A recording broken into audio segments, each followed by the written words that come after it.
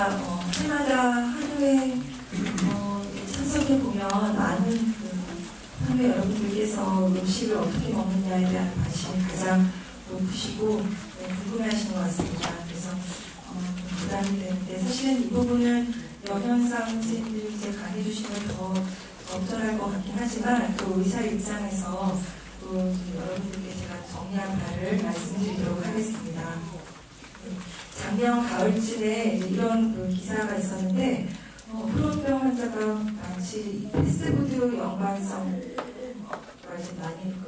많은 연관성이 있는 거 아니냐, 유시도 마찬가지고 이런 기사가 있었습니다. 그런데 실제로는 이제 어떤 음식 때문에 질병이 발생했다, 또는 반대로 음식으로 이 질병을 고칠 수 있다, 이거는 과학적인 근거는 없고, 현재까지 알려진 그 연구에서는 이런 음식 주의를 해야 된다고 말씀드리는 것은 설사라든지 또 복부 팽만감, 그리고 복통 이런 증상 유발을 시킬 수 있기 때문에, 또 하나는 염증 과정에 또 관여할 가능성이 있다라는 것 때문에 이제 강조를 하는 것이고, 아직까지 주된 역할을 한다라는 부분은 없습니다. 먹는 것마다 다 설사를 하고 또 통증을 갖게 된다면 이제 당연히 삶의 질이 떨어지시게 되겠죠. 그러면 음식에 대한 두려움이 생길 것이고, 또 식사하는데 아무래도 영양 불량으로 가기가 쉬울 것입니다. 그래서 오늘 이제 제가 말씀드릴 것은 여러 가지 장 증상이 있음에도 불구하고 어떤 음식을 어떻게 섭취하는 것이 좋을지에 대한 여러 전문가들의 저 혼자의 생각이 아니라 전문가분들의 그런 팁들을 정리해서 말씀을 드리겠습니다. 이전에 강의 2가지에서 다 말씀해 주셨던 것처럼 궤양성 대장염은 이제 대장에서 주로 발생하는 거고, 크론병은 입에서부터 항문까지 어디에서나 발생할 수 있는 염증인데, 어떤 분들은 대장에서만 염증이 있고 또 어떤 분들은 소장에서만 염증을 확인할 수가 있습니다. 그래서 우리가 이제 어떤 영양소가 장의 어느 부분에서 흡수가 되는지 좀 알 필요가 있는데요. 보면은 대부분의 영양소들은 소장에서 흡수가 됩니다. 특히 해상 말단 부분은 굉장히 일을 많이 하는 부분이고, 이 부분에서만 독특하게 이제 흡수되는 영양소도 따로 있습니다. 대장은 수분이나 전해질, 그리고 대장 세균의 도움을 받아서 비타민 K 정도를 이제 합성하는 그런 역할을 하기 때문에 궤양성 대장염은 대장에서만 생긴 염증이라고 말씀드렸죠. 그래서 당연히 이제 이런 점들을 이해를 하신다면 음식에 대한 장 증상은 궤양성 대장염보다는 크론병에서 좀 더 자주 심하게 나타날 수가 있겠습니다. 그래서 생길 수 있는 영양 장애는 에너지, 그런 칼로리 부족이 생길 수가 있고, 단백질, 비타민, 역산, 여러 가지 무기질, 영양소 부족이 생길 수가 있습니다. 영양 장애는 주로 이제 활동기의 염증이 심한 그런 활동기 때문에 이제 생기게 되는데, 증상 때문에 적게 드시게 돼서 복통이나 이런 것 때문에, 또는 여러 가지 검사 때문에, 또 의사 선생님의 처방으로 금식 명령이 내려져서 이런 것 때문에 이제 영양 장애가 또 생기는 경우도 있고, 또 영양소 염증 부위로 영양소가 새거나 흡수가 잘 안 돼서 영양 장애가 생길 수도 있지만, 우리가 한 가지 알아야 되는 것은 염증 자체가 에너지를 많이 소모시킨다는 것입니다. 그래서 질병 활성 때문에 사이토카인이라는 것들이 나오게 되는데, 그거가 이제 에너지를 많이 소모를 하게 되고, 또 치료에도 필요한 에너지가 있습니다. 그래서 열량이 사실은 더 필요한 상태인데 활동기에 이제 식사를 잘 못하시는 게 문제가 되죠. 그래서 염증성 장질환 환자분들은 고열량 시기가 필요하다. 열량이 잘 못 드시게 되면, 이게 지속이 되면 근육량이 감소하고 체중이 저하고 여러 가지 면역이 떨어져서 여러 가지 문제가 또 발생할 수가 있습니다. 소화는 특히나 성장이라는 그런 문제가 있기 때문에 영양장애가 되면 이제 더더구나 키가 큰다든지 다이나리보다 작은 그런 문제가 생길 수가 있겠습니다. 그래서 오늘 말씀드릴 부분은 이제 영양소별 어떻게 섭취하는 게 좀 더 쉽게 편안하게 드실 수 있느냐, 그리고 질병 상태에 따라서 식습관을 어떻게 갖는 게 좋겠느냐, 이런 내용을 가지고 말씀드릴 것인데요. 우리나라는 주 에너지 열량 공급원이 밥이죠. 그래서 탄수화물, 밥인데요. 꼭 입맛이 없거나 뭐 여러 가지 이유로 밥을 먹는 게 조금 밥을 먹고 싶지 않다. 그러면 이제 거기에 해당되는 감자나 고구마 이런 제도 다른 탄수화물을 이용해서 미숫가루 같은 거 사용할 수도 있고 이런 것들을 이제 이용해서 공급을 영양을 채울 수도 있습니다. 칼로리를 더 높이려고 한다면 이제 꿀이라든지 뭐 물엿 같은 것을 사용해서 칼로리를 더 높일 수도 있겠습니다.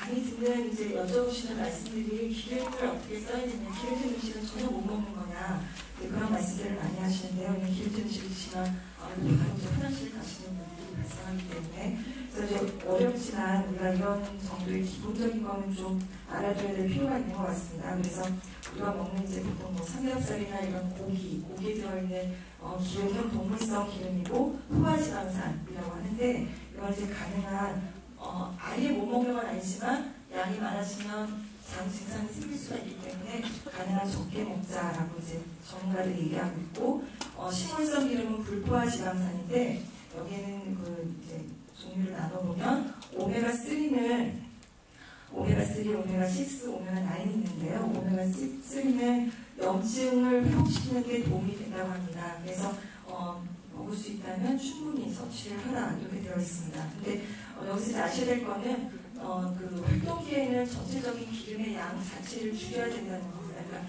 몸 상태가 괜찮은 관액이 때 조금 더 적용되는 이야기인데 그래서 해당되는 것들은 이제 들기름 그리고 고등어 등푸른 생선에 이제 들어있는 생선기름, DHA, EPA 이런 것들이 해당이 되겠고 오메가6는 좀 가능하면 적게 섭취하라고 하는데 여기에 해당되는 게 옥수수유, 참기름 그리고 제가 찾아보니까 참기름도 여기에 해당되더라고요.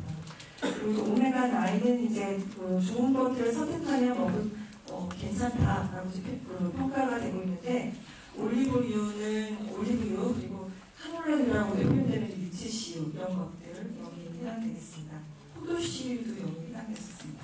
근데 우리가 중요하게 알아야 되는 거는 그 길거리 음식이나 분식, 라면 이런 것들이 포함되어 있는 트랜스지방 함유 식품입니다. 이게는 이제 인스턴트 가공식품들이 여기 해당되는데 이거는 먹지 말아야 되겠습니다. 이거는 꼭 중요하니까 아셔야 되겠습니다. 그래서 크게 얘기하면 생선, 해당되는 그런 기름들은 오메가3가 되는 거니까 장 상태가 좀 장에 부담이 없다면 먹을 수 있고 그 다음에 기름에 고기에 섞여 있는 이런 하얀 기름들 이런 것들은 이제 포화지방산 또 오메가6도 같이 섞여 있는데 가능한 적게 먹기에 되어 있고요. 살코기 기름이 없는 살코기는 괜찮다고 알려져 있습니다. 조금 더 세부 과정을 들어가서 제가 OX를 한번 만들어봤는데 여러 번 재사용한 기름으로 또 요리를 만들 경우 이거는 안 좋겠습니다. 가능하면 신선한 기름 한 번 쓰고 그 다음에 사용하지 않는 게 좋겠고 신선한 들기름으로 볶음이나 무침 만들기 들기름 괜찮다고 말씀드렸죠. 그래서 좋습니다. 그 다음에 올리브유로 샐러드 만들기 올리브유는 발효점이 낮아서 프라이팬에다 이렇게 끓여서 하는 그런 온도를 높여서는 쓸 수 없는 기름인데 이제 샐러드에 이렇게 뿌려서 먹거나 또 찍어서 먹거나 이제 이런 것들은 좋습니다. 집에서 신선한 기름으로 튀기거나 볶은 음식 괜찮다고 알려져 있지만 만약에 드셔보셔서 불편하면은 피하는 게 좋겠습니다. 그다음에 활동기에는 되도록 기름을 안 먹는 게 좋다. 거기 맞는 말씀이고요. 볶음 요리에도 활동기 때 그러니까 조금 좀 장이 좀 안 좋은 것 같다 그러면 물을 섞어서 기름량을 최대한 줄여서 먹자 이렇게 되어 있습니다. 기름량은 느끼니 우리가 목표로 하는 거는 한두 찻숟가락 이내로 하는 거를 좀 목표로 해야 되겠습니다. 그렇고 고기에 붙은 기름은 괜찮다 아니라고 말씀드렸죠. 포화지방 이런 것들이 이제 포함되어 있어서 가능하면 너무 많이 드시는 건 안 좋겠습니다. 석류소 참 많이 먹는 게 중요하다라고 이야기를 하는데요. 당연히 좋은 영양소입니다. 장내 환경을 개선하고 좋은 그런 장내 세균들을 많이 끌어들이기 때문에 좋은 건데, 근데 이제 많은 분들 같은 경우에는 장내 부담이 되거나 설사 가스생활을 일으킬 수 있다라는 게 이제 문제입니다. 어떤 게 석류소를 가지고 있느냐, 곡물류들이 이제 석류소를 갖고 있고요. 채소류, 그다음 나물들, 그리고 과일류, 해조류, 어선류, 그다음에 땅콩, 아몬드, 호두 같은 견과류 이런 것들이 다 석류소를 갖고 있습니다. 석류소 중에서는 이제 조심해야 될 거는 불용성 섬유소. 그러니까 그냥 쉽게 얘기하면 나물, 술거리 뭐 이렇게 표현을 하기도 하는데 예전에 이제 셀룰로스라고 이제 예전에 생물 시간에 배우셨을 수도 있는데요. 이런 것들은 음식으로 이렇게 섭취를 하면 흡수가 안 되고 그냥 장 밖으로 그대로 나오거나. 그래서 이런 이제 활동기나 재발 시 또는 장 협착이 있을 때는 그것 자체가 덩어리적이기 때문에 그 두 가지 장을 막을 수도 있고 또 자극을 줄 수도 있고 그래서 가능한 적게 섭취하는 것이 좋겠고 질리지 않은 식품만 섭취를 하고 관액기에 이 불용성 섬유소를 드실 수는 있는데 좀 푹 삶아서 나물도 좀 이렇게 푹 삶아가지고 연하게 만들거나 또 좀 곱게 갈거나 다져서 이렇게 이제 드시는 게 좋겠습니다. 그리고 과일은 이제 수용성 섬유소에 속하는데 그냥 드시기에 부담스러우시면 갈아서 드시거나 삶아서 드시거나 이렇게 해서 섬유소를 섭취할 수가 있습니다. 무기질과 비타민을 이제 활동기 때 당연히 뭐 부족하실 수 있지만 스테로이드를 쓰는 경우에는 특히나 비타민 D와 칼슘이 부족해질 수 있습니다. 그래서 활동성 크론병이나 이런 스테로이드 치료를 한번 받고 나서 어떤 선생님들 따라서는 골밀도 검사를 한 번씩 해주시기도 합니다. 그래서 그런 이유로 하는 거고요. 소장에 문제가 있거나 또는 이제 썰파살라진이라는 약물을 치료하는 경우에 이렇게 비타민 B12나 엽산이 부족할 수 있는데 이런 엽산들은 녹황색 채소에 많이 들어있고 비타민 B12는 유제품이나 고기 제품들에 많이 들어있습니다. 그래서 대표적으로는 이제 무기질 비타민 풍부한 음식이 현미, 녹황색 채소, 특히 브로콜리, 시금치, 케일, 당근, 근대, 아스파라거스 이런 것들이 있는데 이게 그 관액기일 때는 현미밥 보면 되게 그냥 보통 사람들이 먹기에도 부담스러운 음식이라고 하지만 관액기 때는 드시려면 드실 수 있습니다. 그래서 40분 이상 충분히 불리고 또 뜸도 또 40분 이상 충분히 들이면 드실 수 있다고 되어 있고요. 녹황색 채소는 끓이면 비타민은 파괴되지만 이제 끓고 난 이제 그런 채소물에는 무기질이 남아있으니까 채소물을 섭취하면 무기질 섭취가 가능하고 이런 음식들을 섭취하는 게 어려우시면 영양제를 복용하는 것도 센트룸 같은 영양제를 복용하시는 것도 괜찮고 비타민 D는 또 햇볕을 잘 받으면 피부에서도 이렇게 합성이 되거든요. 그래서 어려운 때는 이제 햇볕이라도 건강식을 이제 가까이 나가시는 것도 좋을 것 같습니다. 그래서 이렇게 말씀드려도 뭔가 조금 남아있는 것 같죠? 제가 이제 진료 시간에 많이 들었던 거 말씀드리면 삼겹살 먹어도 될까요? 가급적이면 안 드시는 게 좋습니다. 아까 말씀드렸듯이 고기 속 기름 제거가 힘들어서 근데 한두 조각 드신다고 큰 탈은 나진 않지만 이제 그게 보통 한두 조각 드시기 어렵고 많이 드셔야 되기 때문에 양이 많아지면 아무래도 부담이 되고 질긴 육류나 또 소라 조개같이 질긴 살로 된 단백질 그런 것들도 이제 장에 부담이 될 수 있습니다. 밀가루 음식은 못 드시는 건 아닙니다. 밀가루 음식 예전에 드셔서 문제가 없었다면 드셔도 되는데 대개는 이제 이런 빵들이 그냥 빵만 덜렁 있는 게 아니라 시럽 같은 것도 발려져 있고 생크림 같은 것도 얹혀져 있고 또 인공 첨가물들이 많이 있습니다. 그래서 그런 것들을 잘 따져서 드신다면 밀가루 음식 꼭 못 드시는 건 아니고요. 과일도 드실 수는 있지만 이제 가스생활이나 설사를 일으킬 수 있으니까 적정량만 드시는 게 좋겠고 우유도 드실 수 있습니다. 마셔서 문제가 없었다면 우유로 제한할 필요는 없는데 잘 모르겠다 그래도 꼭 먹고 싶다 그러면 요즘에 이제 이런 어느 특정 회사를 제가 지지하는 건 아니고 비슷한 이름의 그런 제품들이 많이 나와 있습니다. 그래서 유당 분해 우유라고 되어 있는 이제 이런 소화가 잘 되는 우유나 여러 가지 회사들은 다 나와 있고요. 또 저지방 우유를 택해서 드시면 되고요. 또 우유가 어려우면 치즈, 요구르트 이런 거로 드셔도 됩니다.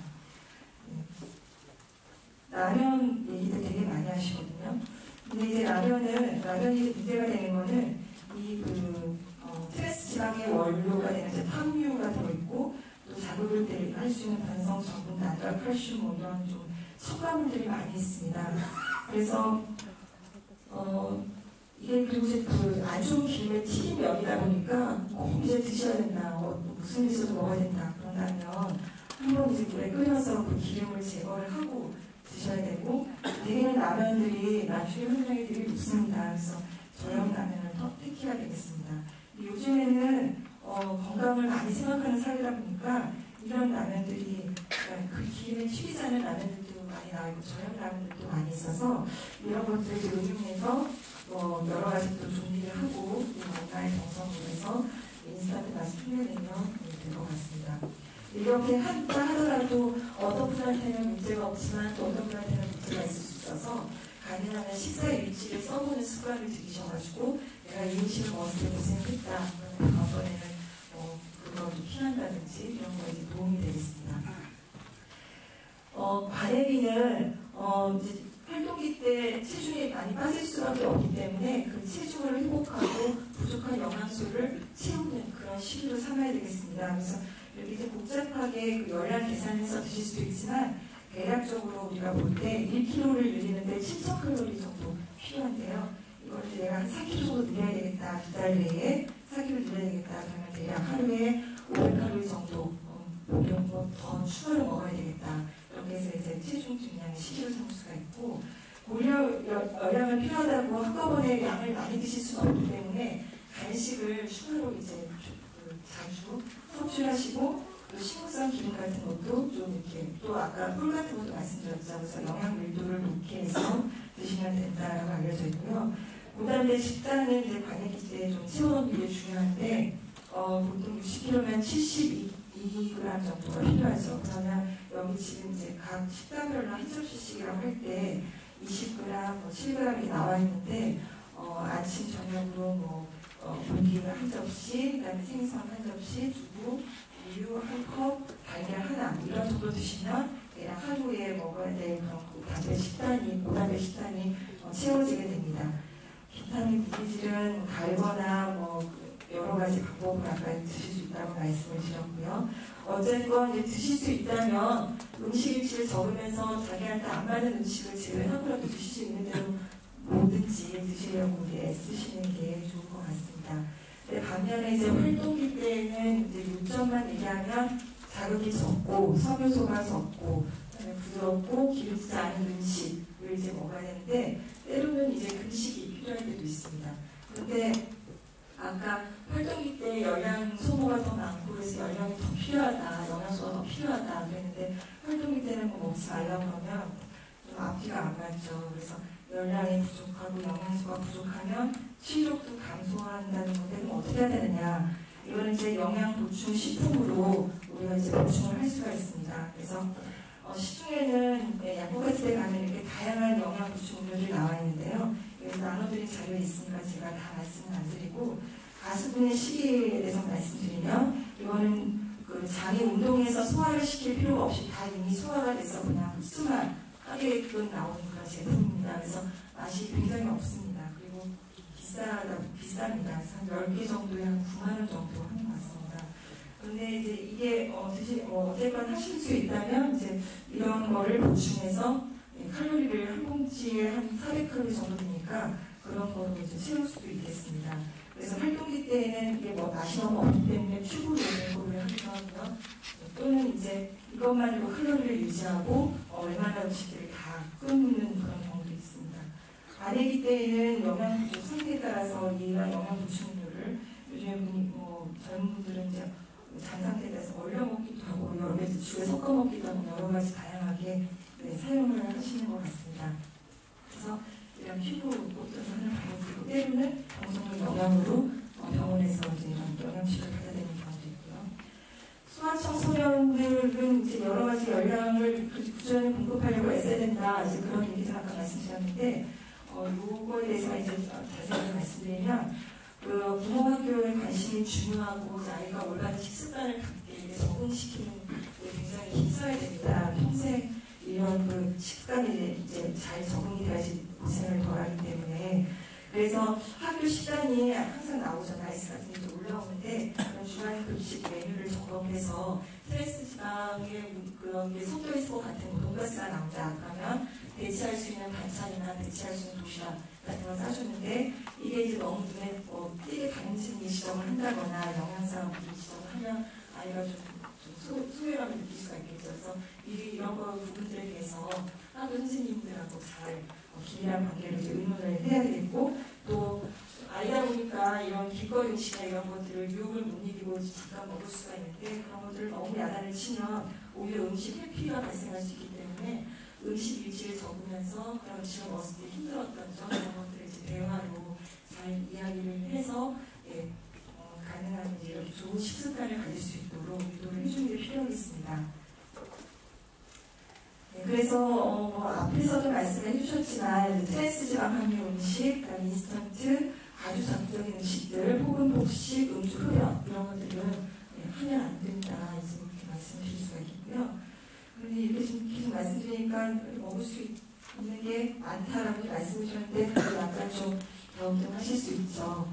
지난번에 그 장년과 전체에서 했던 그 영양사 강의 중에 그 레시피의 예를 제목만 제가 아이디어를 좀 떠올려 보시라고 제목만 제가 따왔는데 고구마 라떼 같은 것도 만들 수 있고 또띠아롤, 계란빵, 수제 피자 이런 것들을 아까 말씀드렸던 원칙으로 잘 맞춰서 창의력을 발휘하셔가지고 한번 레시피를 만드시고 그런 것들을 같이 공유하셔도 좋을 것 같습니다. 그래서 일본에 있는 것은 뭐 다른과 치즈 샌드위치, 닭고기, 카레구이, 고등어 감자튀김 이런 것들이 있다고 합니다. 그래서 열간의 생활수칙은 아까 문창호 교수님께서 말씀해 주셔서 넘어가고 식사 원칙은 이제 제가 드린 거에 다 써져 있는데요. 부드러운 음식을 하루 나눠서 드시고 부족한 건 영양 보충 음료로 마시고 충분한 단백질 섭취를 위해서 살코기, 생선, 두부, 계란 등을 활용을 하고 등푸른 생선을 괜찮다면 이제 좀 충분히 드시는 게 좋겠고 채소도 무르게 조개서 섭취하실 수 있고요. 과일도 부드럽게 해서 섭취하실 수 있고요. 물도 충분한 수분 섭취 말씀 안 드렸는데 설사가 많을 때에는 충분한 물 섭취하시는 게 좋겠습니다. 식물성 기름 사용하시면 괜찮고요. 카페인하고 탄산음료는 섭취하시는 거가 권장되지 않습니다. 너무 각성 있는 음식은 피하시는 게 좋겠습니다. 그래서 제가 오늘 말씀드린 내용은 많은 부분들이 이 7자에서 나와 있는 부분들이고 또 시아청이나 이런 그 여러 가지 사이트에서 녹색 신학, 건강친환 녹색 식단 이런 사이트에서도 다 나와 있는 내용들입니다. 네, 감사합니다.